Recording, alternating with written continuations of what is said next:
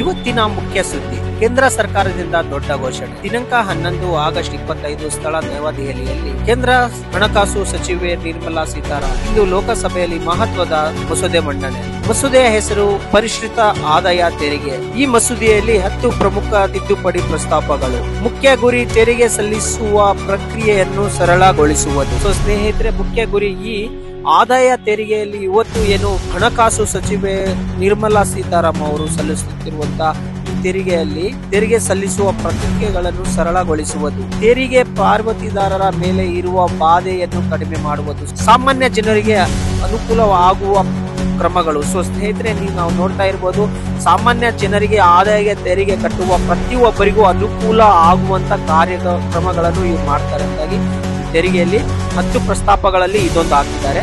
ತಾಂತ್ರಿಕ ಬದಲಾವಣೆಗಳು. ಸೊ ತಾಂತ್ರಿಕ ಬದಲಾವಣೆಗಳು ಅಂದ್ರೆ ಡಿಜಿಟಲ್ ಪ್ಲಾಟ್ಫಾರ್ಮ್ ಮೂಲಕ ಸಲ್ಲಿಕೆ ಮಾಡುವುದಕ್ಕೆ ತುಂಬಾ ಈಜಿ ಆಗಿರ್ಬೇಕಂದಾಗಿ ಈ ಮಸೂದೆ ಕಾಯ್ದೆಯಲ್ಲಿ ಇವತ್ತು ಅದರ ಬಗ್ಗೆ ಮಾತನಾಡ್ತಾರೆ ನಿರ್ಮಲಾ ಸೀತಾರಾಮನ್ ಮೇಡಮ್ ಅವರು. ಕಾನೂನು ಬದಲಾವಣೆಗಳು. ಸೊ ಅಸ್ಪಷ್ಟ ನಿಯಮಗಳು ಸ್ಪಷ್ಟಗೊಳಿಸುವುದು. ಸೊ ಅಸ್ಪಷ್ಟ ನಿಯಮಗಳನ್ನು ಸ್ಪಷ್ಟಗೊಳಿಸುವುದು. ಸಚಿವೆಯ ಮಾತು, ತೆರಿಗೆ ಪ್ರತಿಕೆಗಳು ಜನಸ್ನೇಹಿ ಆಗಬೇಕು.